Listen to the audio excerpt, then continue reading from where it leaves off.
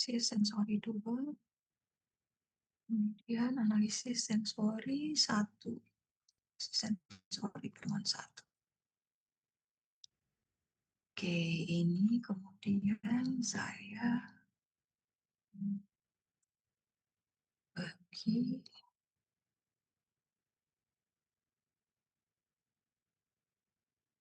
Oke, saya share screen. Oke, ini ya.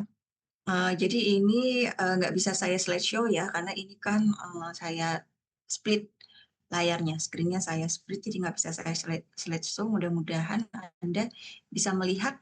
Muncul Mbak Najwa, ada di sini ada soalnya. Kemudian muncul ya di sini.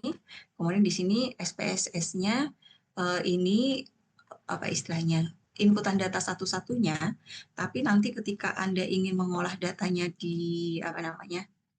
Di SPSS menggunakan ANOVA, ini kan Anda cara inputnya akan berbeda. Tapi kalau nanti Anda menggunakan Friedman, cara inputnya juga akan berbeda. Gitu ya. Nah, jadi ini dua bentuk inputan saya buat yang seperti ini. Ya, per apa istilahnya ini? Per town, per kota. Ini ya, per kota. Kemudian ini sudah saya grouping. Jadi tahun 1 itu berarti Atlanta gitu kan ya. Sampai kemudian tahun 4 itu Denver. Ya, tahun 4 itu Denver. Gitu ya, ini Anda bisa lah insya Allah. Nggak masalah. Nah, sekarang kita ingin tahu nih, saya nggak ingin tahu keempat-empatnya dulu. Saya ingin tahu apakah si Atlanta ini kan kemarin saya cerita overall liking ya. Saya sudah cerita ini kasusnya apa, ini adalah R&D sebuah perusahaan ingin mencoba mengetahui respon kesukaan dari 4 kota terhadap produk baru yang mereka rilis propernya gitu ya. Dia pakainya unstructured line, kemudian dia mengumpulkan sebentar, ini ada berapa sih per kota? 30 orang per kota mereka kumpulkan, kemudian mereka analisis. Nah, ini kemudian saya ingin menguji nih, kira-kira Atlanta ini tingkat kesukaannya lebih dari 10 nggak sih? Saya nggak ingin membandingkan Atlanta sama Boston, tapi saya ingin tahu aja, apakah Atlanta ini tingkat kesukaannya lebih besar dan sama dengan 10 nggak sih gitu ya. Jadi kan itu kita jatuh kepada pertanyaan one variable. One variable. Nah, ketika hanya ada satu one variable atau dua one variable, maksimum 2 gitu ya, maka kita nggak perlu pakai ANOVA. Bukan nggak perlu, nggak bisa gitu kan ya. Karena ANOVA kan analysis of variance. Sementara kalau hanya satu atau dua, biasanya pakainya compare mean. Nah, ketika kita bicara compare mean, kita asumsikan data ini berdistribusi normal dan level of datanya itu minimal interval. Kalau ini kan rasio ya, karena unstructured line. Ini kan rasio, maka kemudian kita bisa menggunakan t-test. Nah, tapi permasalahannya t-testnya t-test yang mana? Gitu kan ya.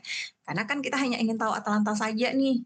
Berarti kan one variable, satu aja variabelnya. Kemudian kita ingin dia menguji dia ke satu nilai. Gitu ya, maka kemudian kita pakai analyze, karena tadi asumsi klasiknya terpenuhi, pura-puranya ya, asumsi klasiknya terpenuhi, maka kemudian kita pakai compare mean untuk one sample t-test. Oke, nah kemudian kita ingin menguji nih si Atlanta ini, ya, kira-kira overall liking-nya besar nggak sih, besar dan sama dengan 10 nggak sih, gitu kan ya. Kita buatlah test value-nya 10. Kemudian karena kita buat standar, kalau bisa produk kita itu disukai oleh orang-orang di Atlanta itu minimal ranking minimal nilainya 10 lah gitu kan ya. Dan kita ingin tahu dari nilai 10 itu data ini tuh beda nyata atau tidak gitu ya. Maka grup dari Atlanta kita masukkan ke test variable, kemudian nilai 10 kita masukkan ke dalam kotak test value gitu ya. Kemudian ini saya okekan. Nah, muncullah hasilnya seperti ini. Tingkat apa istilahnya? Confidence levelnya kita pakai 95%, gitu kan ya. Dan kemudian kita dapatkan T value-nya 1,7, sementara significant value-nya atau p-value, saya seringnya ngomongnya gitu ya, p-value atau significant value-nya itu adalah 0,1. Nah, ketika dia 0,1, kita tahu bahwa p-value, p-val itu lebih kecil daripada alfa. Karena ini 95, berarti alfanya 5% ya. Alfa 5%, gitu kan ya. Jadi p-val itu lebih kecil dari, ini kan 10% ya, berarti bukan lebih kecil, tapi lebih besar. Saya hapus dulu. Berarti lebih besar. Oke, ini salah. Ini harus, bisa dihapus. Wah, malah saya hapus semua. P-val itu lebih besar daripada alfa, di mana alfanya adalah 5%. Kenapa lebih besar? Karena ini kita tahu nih, alfanya kan 5%, sementara significant value-nya 10%.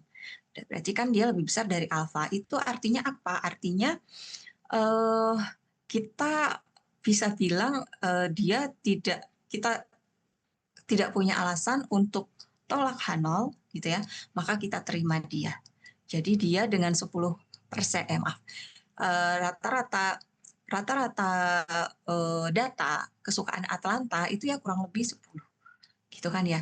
Nah, kita inginkan beda nyata kan ya, maka kita ubah value-nya.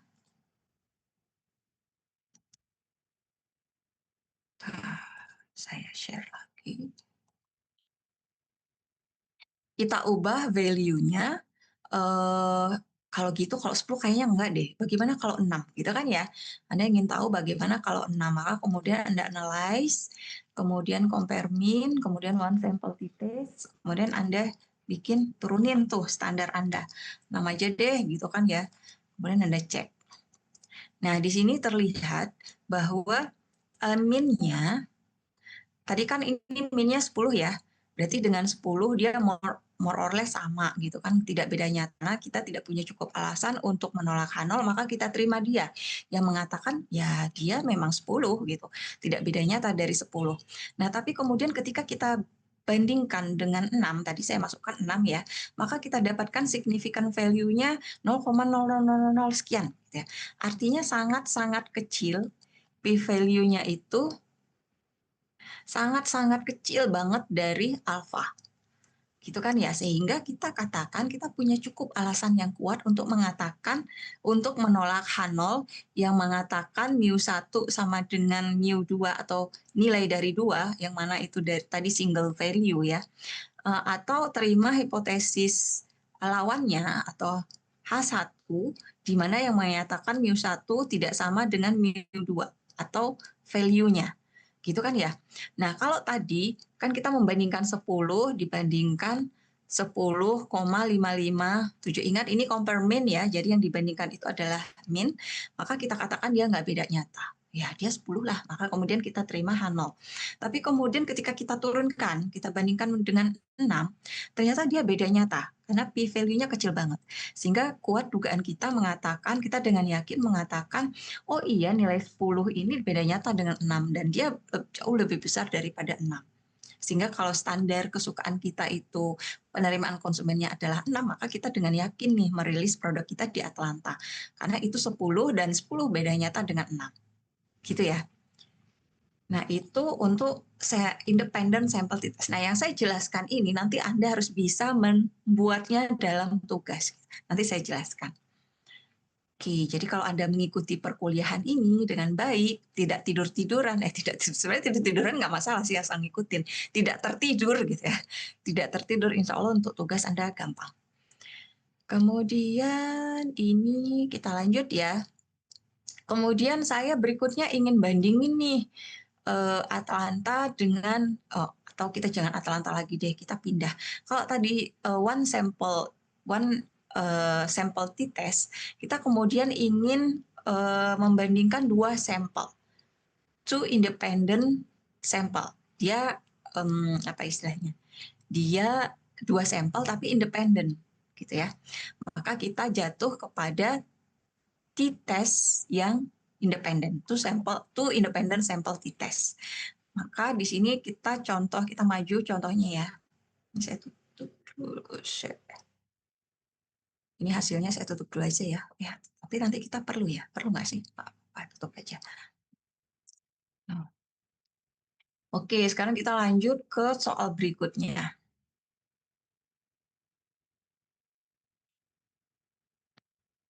Oke, ini jangan PRT dulu. Kita jangan PRT dulu, kita pakai yang ini dulu.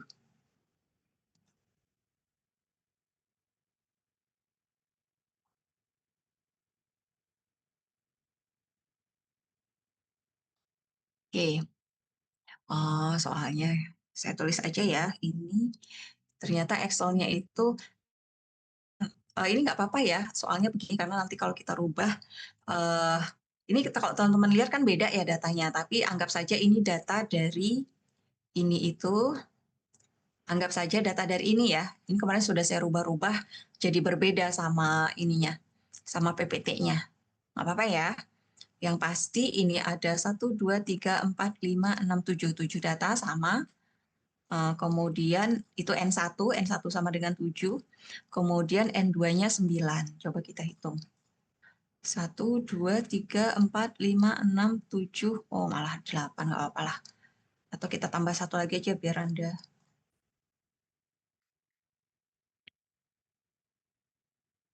Saya bisa nulis. 2, kita tambah berapa ya enaknya ya? 5 gitu ya? Atau 7 aja deh.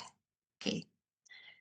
Gitu, jadi ada N1 7, N2 9, 1, 2, 3, 4, 5, 6, 7, 8, 9 ya. Nah, jadi kita ingin melihat nih, ada dua kelompok panelis, gitu ya, ada dua kelompok. Kalau ceritanya nanti Anda bisa macam-macam ya, nggak harus kayak cerita saya, tapi datanya ini biar sama. Jadi ceritanya gini, ada dua kelompok panelis. Panelis 1 itu kelompok dari mahasiswa. Kemudian panelis 2 itu kelompok dari dosen, gitu ya. Nah, kemudian Anda ingin tahu nih kalau dua kelompok ini menjudge umpamanya tingkat kesukaannya terhadap produknya sama ya. Produknya umpamanya apa ya, namanya coklat gitu ya. Nah, kira-kira antar kedua kelompok ini berbeda nggak sih judgement-nya? Judgement kesukaan terhadap coklatnya gitu kan. Nah, Anda ingin tahu, maka karena hanya dua variabel, kelompok mahasiswa dan kelompok dosen, maka dan memenuhi asumsi klasik, datanya itu minimal interval, kemudian pura-puranya distribusinya normal, maka kemudian Anda gunakan two independent sample t-test. Oke, itu Anda klik ini, masih komparmin ya, karena dia hanya dua sampel independen. Data group. Ya, ini udah benar, data group. Ini gini ya teman-teman, ini tuh udah saya define. Sebentar saya keluarin dulu aja. Nah, ini tuh kan saya perlu define gitu ya. Define maksudnya supaya si SPSS-nya mengenali, oh kalau grup 1 itu basis datanya ini. Terus kalau grup 2 itu basis datanya ini. Sehingga saya harus declare dia di dalam sini. Gitu ya, di dalam sini. Itu tadi udah saya declare sih, jadi dia defaultnya muncul. Tapi nanti kan kalau Anda mulai mengerjakan itu kan dia nggak akan muncul kalau nggak Anda define. Gitu ya, seperti ini. Kemudian Anda define, ini udah history dari sisa-sisa saya mengerjakan, historinya.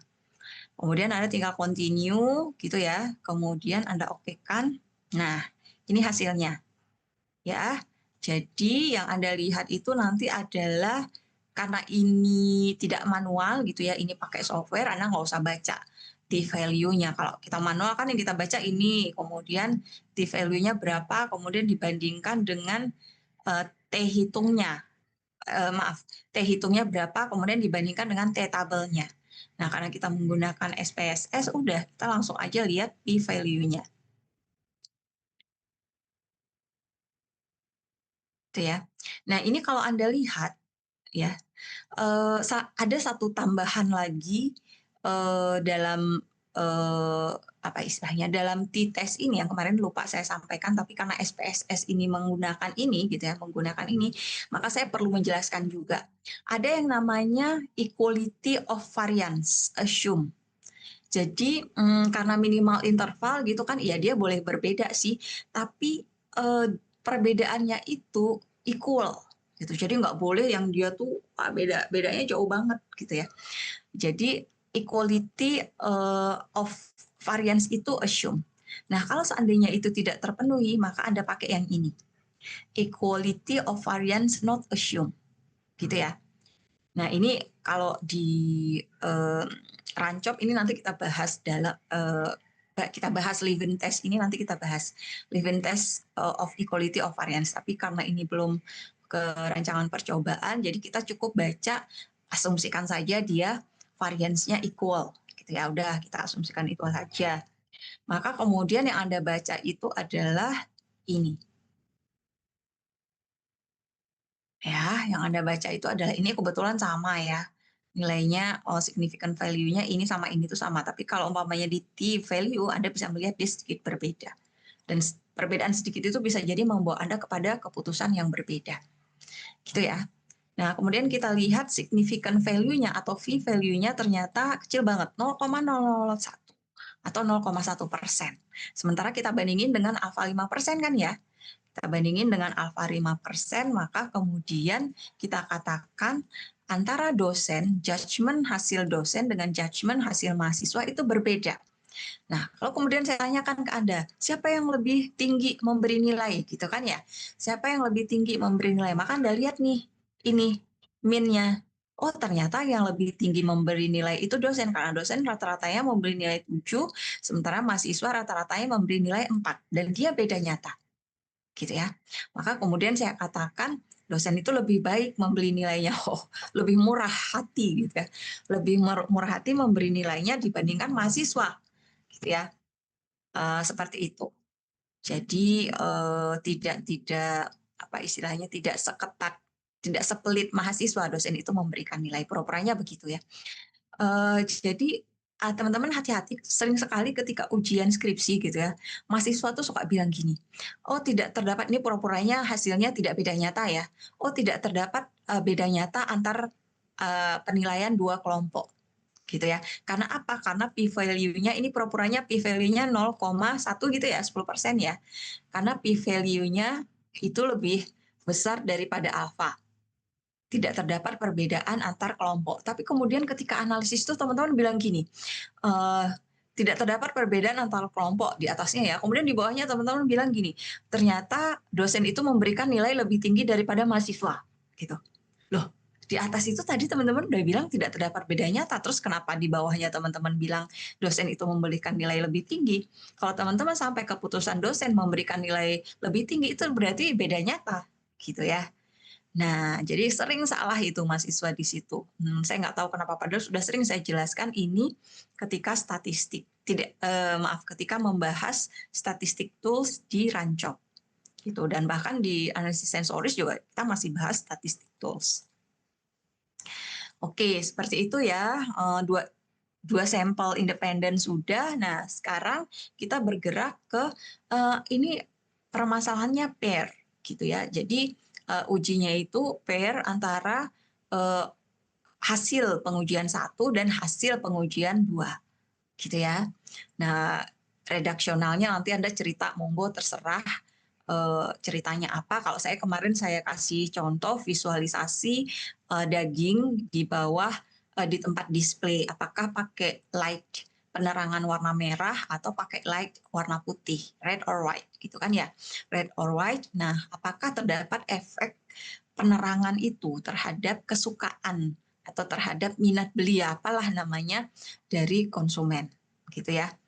Nah, kemudian ini pura-puranya datanya seperti ini ya, walaupun di sini tuh berbeda. Ini sudah saya apa istilahnya, sudah saya rubah datanya, tapi esensinya sama. Nanti kalau Anda mau pakai data yang ini juga, nggak apa-apa, terserah Anda. Jangan ding, nanti saya susah ngoreksinya. Jangan ya, Anda kita sepakat pakai data ini aja ya. Karena kalau Anda rubah datanya, saya ngoreksinya harus berdasarkan ini, input lagi dong saya. Kan repot ya. Oke, jadi Anda tetap aja pakai data yang ini, walaupun di sini itu seperti ini. Jadi esensi dari cerita saya aja yang Anda ambil, oke? Sekarang kita cobakan pakai PERTI, analyze, kompermin, kemudian PERTI, tes. Oh, ini udah masuk ya. Kita keluarin dulu ya. Oke. Nah, untuk variabel 1 itu adalah per 1. Untuk variabel 2 itu adalah bla bla bla. Kemudian Anda okekan. Nah, hasilnya seperti ini. Kalau kita lihat hasil dari t-testnya, ya, itu nilai p-value-nya atau significant value-nya itu 24%. Oh, besar banget itu. Berarti kita tidak punya cukup alasan untuk menolak H0, maka kita terima dia. Gitu ya, kita katakan tidak terdapat perbedaan pencahayaan atau pencahayaan tidak berpengaruh terhadap respon dari konsumen. Propernya gitu ya. Pencahayaan tidak berpengaruh, pencahayaan daging itu mau red or white itu tidak berpengaruh terhadap kesukaan dari atau respon dari konsumen. Propernya seperti itu. Nah, sekarang kita ini nih kita tahu nih, kita melakukan uji distribusi, gitu ya, uji distribusi, oh ternyata datanya nggak normal, gitu kan. Maka kemudian, oh ini jangan saya hilangkan supaya kita bisa bandingin ya. Oke, ini nggak usah saya hilangkan, saya kecilin aja. Nah, kita ingin tahu nih, ingin tahu berpasangan dan tidak berpasangannya, tapi datanya tuh nggak normal, gitu kan. Datanya nggak normal, maka kemudian kita jatuh kepada statistik non parametrik, maka tools yang akan kita gunakan itu berbeda. Ini kemudian karena tadi itu one sample, tadi kita langsung independen aja ya. Independent sample, ini juga sudah saya masukkan gitu ya, saya keluarin dulu aja biar Anda paham. Ini groupingnya, kita define grupnya 1, 2, kemudian data grupnya sama seperti tadi. Mana data grup? Oh ini. Oke, kemudian kita pakainya karena dia tuh independent sample t-test. Jika dia non-par, maka padanannya man, Whitney, you, atau you, man, Whitney. Gitu ya. Kemudian saya. Nah, di sini kita lihat chi-square-nya. Chi-square-nya itu kita dapatkan 0,02.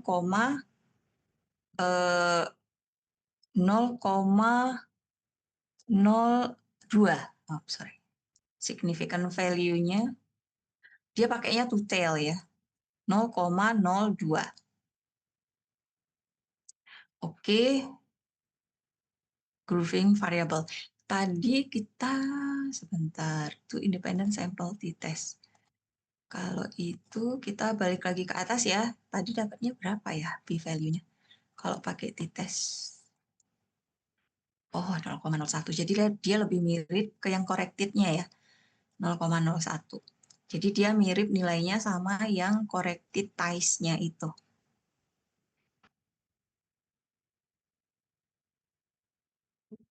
Kalau yang between group-nya, ya kalau yang grouping variabelnya gitu ya itu dia dapatnya 0,02 tapi exact significant value-nya itu dia dapatnya 0,01.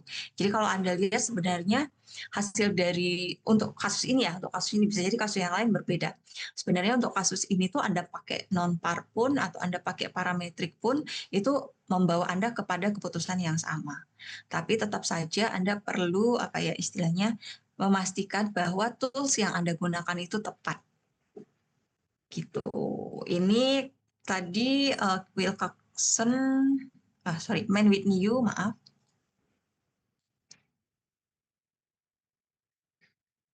Man Whitney You, karena dia tuh independent sample t-test. Sekarang kita cobakan, ini jangan ditutup dulu, jangan ini dulu, kita cobakan yang hmm, PRT. PRT maksudnya kalau datanya tidak padanan dari PRT. Oke, padanan dari PRT itu adalah Wilcoxon. Ya, ini Anda bisa lihat, kita centang Wilcoxon. Kemudian kita masukkan datanya. Datanya, cara inputnya beda ya. Kalau berpasangan itu cara menginputnya jadi 2 kolom. Oh, bisa ini. Ini. Oke. Kemudian Anda okekan. Nah, di sini kita bisa lihat uh, Wilcoxon chi-square-nya, nilai dari p-value-nya itu adalah uh, 0, wah dekat ini sedikit lebih kecil ya. Kalau tadi kan kita dapatnya 24% ya. Ini sedikit lebih kecil. 0,23,2. Coba kita lihat yang atas, yang pakai non par ya. Maaf, yang pakai par ya. 24,44%. Kalau ini kelihatan berbeda ya. Kalau tadi kan hampir sama gitu ya, hampir sama di yang corrected ties-nya. Tapi kalau yang ini itu kelihatan berbeda. Ini 0,24 atau 24%,4, sementara kalau kita pakai Wilcoxon yang non par itu 23,2%, sedikit berbeda. Dan hati-hati kalau yang udah berbeda sedikit itu kalau dia tipis gitu ya, tipis di batas kritisnya, kan batas kritisnya 5% gitu kan ya, batas kritisnya 5% bisa jadi Anda akan membawa Anda kepada kesimpulan yang berbeda. Ya, makanya kemudian perlu kita memastikan bahwa tools yang kita gunakan untuk menganalisis data itu benar. Gitu ya. Wah, ini udah sampai t-test ini. Sekarang kita masuk ke padanan t-test sudah selesai ya. Sekarang kita masuk ke padanan untuk yang kalau kita ingin menguji lebih dari 2 variabel. Itu adalah kasusnya. Oh, bukan yang ini, masih yang ini kok. Saya buka dulu. Kasusnya masih yang sensori 1.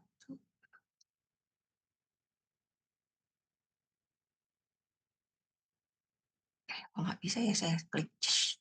Berarti harus saya kecilin.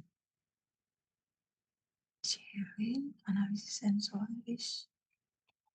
Kalau nggak bisa. Oh, dia udah muncul di kiri.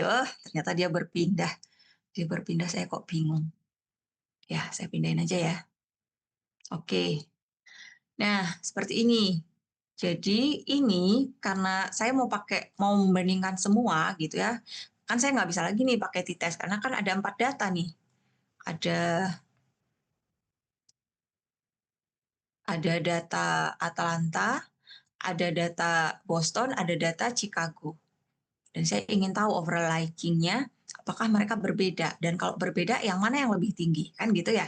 Saya ingin tahu seperti itu. Maka saya nggak bisa lagi pakai t-test, karena variabelnya itu udah lebih dari 2. Nah, kemudian karena dia asumsinya distribusinya normal, datanya minimal interval, kemudian asumsinya Leuven test-nya menunjukkan dia equal gitu kan ya, homogeneous, dia homogen gitu kan ya. Dia berbeda sih antar interval itu, tapi ya dia equal gitu ya. Dan kemudian maka kita gunakan one way ANOVA aja. Ya sebenarnya sama aja sih pakai univariate juga bisa.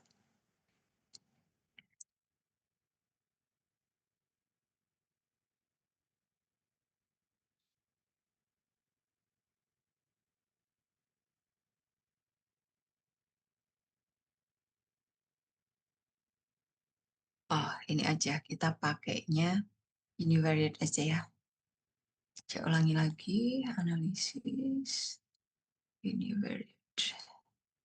Coba kita cek.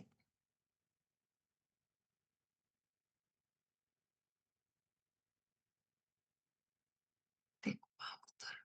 Mana tadi? Fit faktornya ini. Pas saya kebalik ya. Fit faktornya tahun. Kemudian dependent variabelnya variabel yang berubah. Oke. Kemudian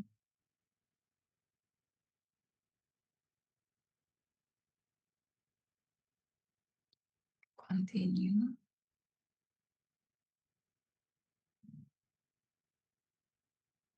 Oke, sebenarnya sama aja sih kalau Anda mau pakai Kompermin juga bisa ini. Nah, ini yang Anda lihat adalah tahunnya signifikan karena tadi, oh berarti kebalik kok malah tahunnya sih. DF-nya 4. Oh ya benar, kan kita ingin melihat apakah terdapat perbedaan nyata antar kota kan? Oh ya benar. Oke, berarti p-value-nya itu 5%, kemudian kita bandingkan dengan, eh, maaf, alfanya 5%, kemudian kita bandingkan dengan p-value. Oh, kita nggak ngeluarin rata-ratanya ya. Saya ulangi lagi ya, ini rata-ratanya kita keluarkan supaya kita bisa tahu yang mana yang lebih besar. Nih, saya ulangi lagi ya. Ternyata rata-ratanya belum saya centang.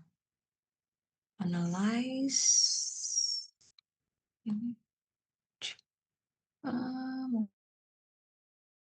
So, kontras. Option. Deskriptif statistik ya, min itu. Oke, continue. Oke, coba kita. Nah, ini udah keluar ya. Minnya udah keluar. Kita cek dulu minnya, deskriptif statistiknya. Terlihat bahwa dari 4 kota itu sih seolah-olah yang paling tinggi itu kan si, siapa namanya ini yang 4? Aduh, tertutup pula.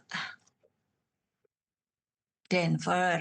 Oke, yang 4 itu Denver. Jadi seolah-olah di sini itu Denver itu kan lebih tinggi ya. Seolah-olah Denver itu lebih tinggi karena kan nilainya 11. Rata-ratanya kan minnya kan 11. Ingat ini masih ini membandingkan min karena kita ingin membandingkannya sekalian gitu. Yang dianalisis itu variansinya, tapi yang sebenarnya kita ingin lihat itu adalah minnya. Oke, kemudian ini 11. Wah, ini seolah-olah Denver itu paling tinggi sih. Eh, tapi apakah betul dia itu lebih tinggi daripada yang lainnya? Oke. Sekarang kita cek dulu overall tahunnya. Nah, overall tahunnya kita yakin minimal ada satu nih. Ada satu dari ini semua, entah siapa gitu ya. Kalau secara intuisi sih kita bisa bilang, ini nih kayaknya. Kota yang ketiga ini beda nih sama yang lain. Karena patternnya dia 7 sendiri gitu kan ya. Tapi kan kita harus proven dia secara statistik. Gitu. Benar nggak sih dia berbeda? Nah, jadi ANOVA saja itu tidak cukup. Gitu ya. Maka kemudian kita harus lanjut tuh, kita harus pakai uji lanjutnya. Maka kemudian yang biasanya sering kita gunakan itu adalah DMRT, gitu ya. Maka kemudian kita uji lanjut dia. Ya kita pakai pakai aja semua ya, LSD kita pakai, kita pakai, dan kan kita pakai, gitu kan ya. Kemudian kita continue.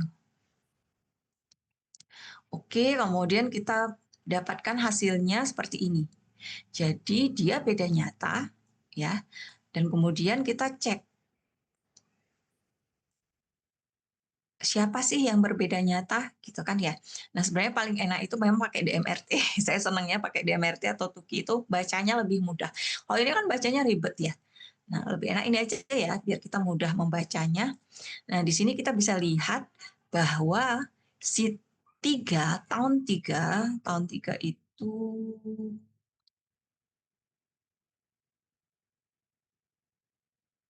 Chicago.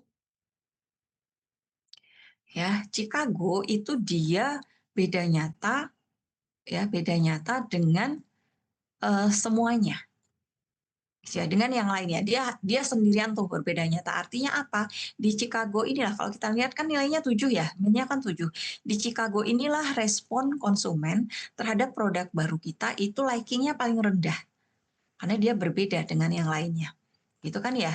Nah, kemudian kalau kita lihat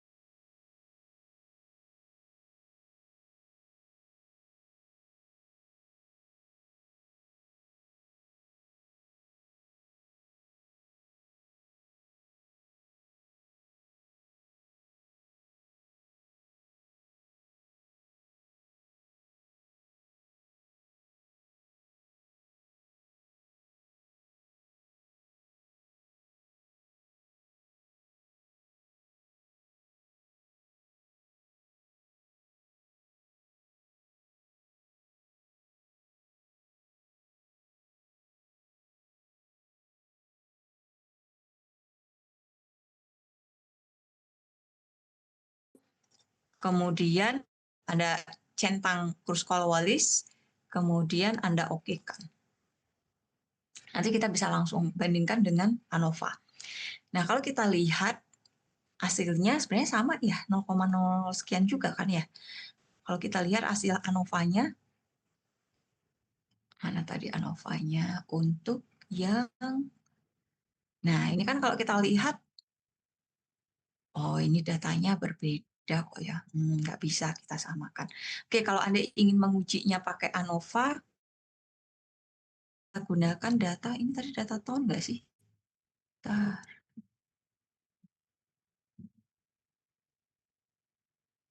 Oh iya, ini kita pakai data tahun. Oh iya, sama kok datanya. Hanya saja dia istilahnya min rank ya. Dia istilahnya min rank karena ini kan non parametrik. Dia mengenalinya kan sebagai non parametrik. Jadi bukan min yang tadi kita hitung yang 10 sekian gitu. Ini datanya sama kok. Oke. Dan kemudian kita cek ternyata hasilnya nggak jauh beda sih. Gitu kan ya, dapatnya ya 0,00 sekian, kebetulan sama. Jadi Anda mau pakai Kruskal-Wallis, Anda mau pakai apa tadi namanya, ANOVA, ya itu hasilnya sama. Oke, kemudian ternyata dia itu blocking, maksudnya hmm, dia itu berbeda gitu ya. Antar barisnya itu berbeda. Jadi ada blocking di situ. Maka kemudian kita nggak bisa pakai Kruskal-Wallis. Kita harus pakai Friedman test. Oke, kita pakai Friedman test. Non-parametric. Nah, ini yang kita pakai jadinya yang bagian related. Tadi kan independen ya. Maka kemudian kita pakai related. Nah, ini kalau Anda kita pakai data yang sama aja ya, kita bisa bandingin. Ups. Gitu ya. Kemudian ini Friedman, kemudian kita okekan. Nah, di sini kita bisa melihat meskipun sudah kita lakukan blocking, ya chi-square-nya sih turun dikit. Coba ingin. Tadi kan 58 ya kalau saya nggak salah. Sama, oke. 58. Kan ini sama-sama chi kan ya. Sama-sama chi, hanya saja ini RAL, kemudian yang ini itu apa istilahnya? RBK, RAK maaf. RAK. Ya beda sedikit. Sementara kalau significant value-nya kan sama-sama 0,00 sekian. Dan itu ya sama 0,9 juga. Gitu. Oke, udah menjelaskannya. Sekarang tinggal semuanya sudah kayaknya ya. Friedman udah, Kruskal-Wallis sudah, dan seterusnya. ANOVA sudah, T-test sudah, Wilcoxon sudah, T-test sudah 3, Wilcoxon sudah, Mann-Whitney sudah. Sudah semuanya. Oke, sekarang kita masuk ke tugas. Saya sudah demonstrasikan, sekarang tinggal tugas Anda adalah menulisnya. Saya tutup dulu, stop share. Menulisnya menjadi sebuah tugas. Itu udah saya share ya. Ininya, template dari atau struktur dari tugas.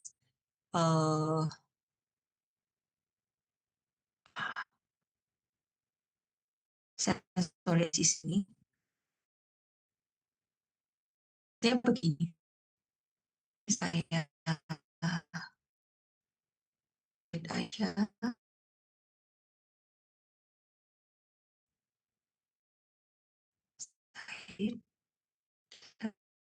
Mana ada?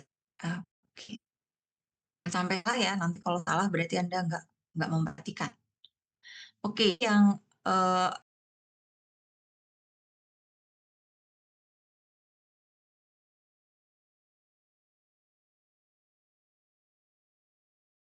untuk nomor A itu ada 3 ya. Datanya dari mana? Datanya itu data pertama itu adalah menguji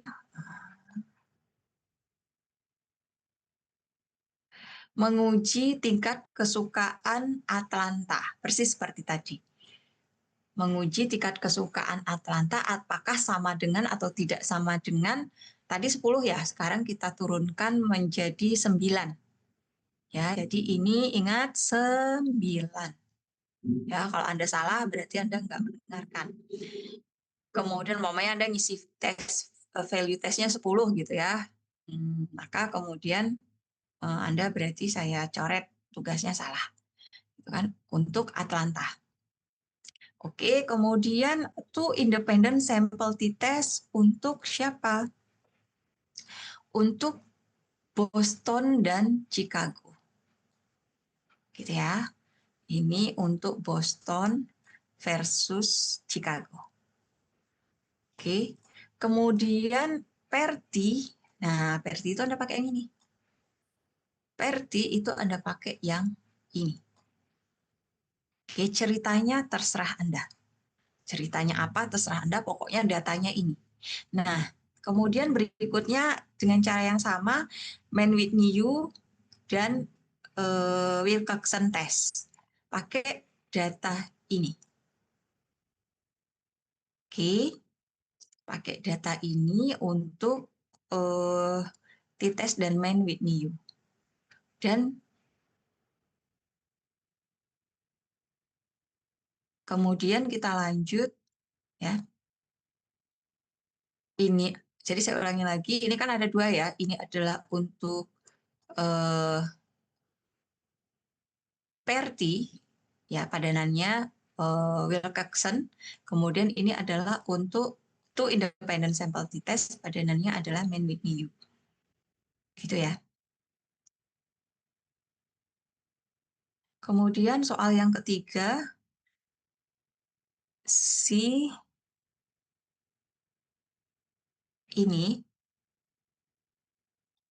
ya, sampel 1 berarti ini nanti ubah ya supaya dia bisa, karena ini ranking sih ya, nggak usah deh, saya pisah aja ya, saya pisah aja.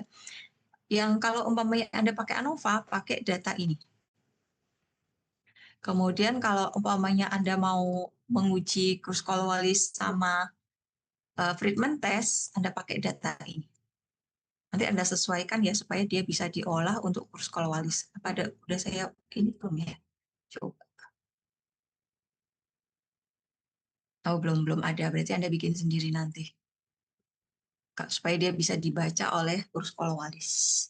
Gitu ya. Itu adalah untuk ini. Kasusnya ini. Kemudian bagaimana membuat laporannya? Nah, format dari masing-masing ini itu adalah untuk A ini ya. Dari masing-masing ini adalah deskripsi masalahnya apa, metodenya apa, collecting datanya seperti apa. Collecting datanya kan berarti ini nih. Gitu ya. Kalau metodenya kan berarti oh ini one independent sample t-test, ini two independent sample t-test gitu kan ya. Kemudian running datanya itu adalah ini hasil dari SPSS-nya. Ya, ini namanya running data. Oke. Kemudian analisis dari running datanya. Tadi saya udah ngajarin, kalau Anda ngikutin bagaimana saya membahas ini, maka nanti tugas Anda juga tidak akan sulit buat Anda melakukan analisis atau pembacaan hasil terhadap pengolahan datanya. Gitu ya. Kemudian ini tugas dilaksanakan secara berkelompok, karena banyak ini. Banyak, jadi kalau sendiri kasihan juga untuk menganalisis sendiri. Sebenarnya kan Anda bisa tanya aja ke ChatGPT gitu kan ya. Tapi Anda gunakan kalimat Anda sendiri dong, gitu kan ya. Anda gunakan kalimat Anda sendiri untuk membahasnya. Jangan sampai sama, jangan sampai tidak dirubah. Yang ketahuan sama berarti nilainya saya kurangi. Sebenarnya kalau ChatGPT itu bisa jadi agak berbeda sih, tapi ya nggak tahu juga sih, bisa jadi persis sama kalau Anda nggak melakukan modifikasi. Oke, saya pikir cukup. Ada pertanyaan terkait tugas? Cukup ya?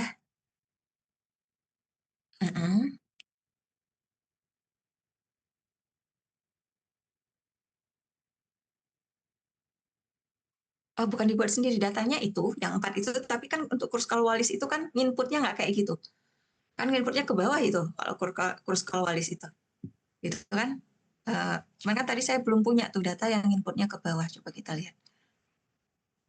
Kalau Kruskal-Wallis itu Anda modify, dimodifikasi agar bisa dibaca untuk datanya tetap sama yang tadi saya cerita, Datanya tetap yang data ranking yang 1, 2, dan seterusnya. Hanya saja, kan itu gayanya Friedman. Inputan datanya Friedman seperti itu. Tapi kalau Kruskal-Wallis, seingat saya nggak gitu. Anda coba aja, bisa nggak di-input Kruskal-Wallis, bisa baca nggak dia? Kalau nggak bisa, berarti Anda harus modify. Gitu. Oke, ya di YouTube banyak kok itu. Anda tinggal cari aja di YouTube bagaimana cara input di Kruskal-Wallis. Mm-mm.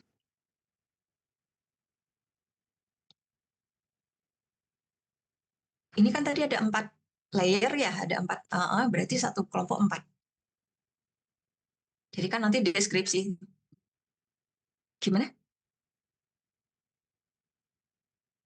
Oh ya, nggak pas ya.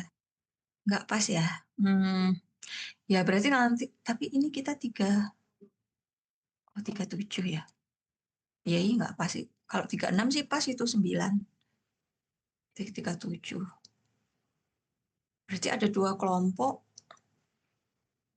32. Ada satu kelompok yang 5 orang sih. Nanti Anda bagi aja. Mbak Nasyu aja ya yang bagi ya. 5 orang itu ya. 5 orang. Kelompoknya ya, anggota kelompoknya ya. Oke, terus nanti saya buatkan submission link-nya.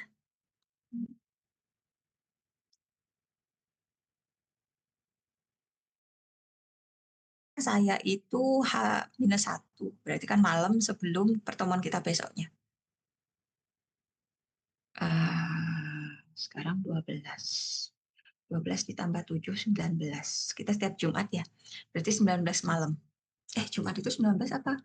Oh, berarti 18 malam dong ya. 18 malam. Kamis malam gitu. Kamis malam. Nanti ingatkan saya aja untuk bikin submission link-nya. Oke, ada lagi Mbak Najwa? Oke, kalau sudah, berarti kita foto-foto ya. Monggo silakan. Ini satu orang yang, 2 orang yang nggak datang siapa? Coba saya cek.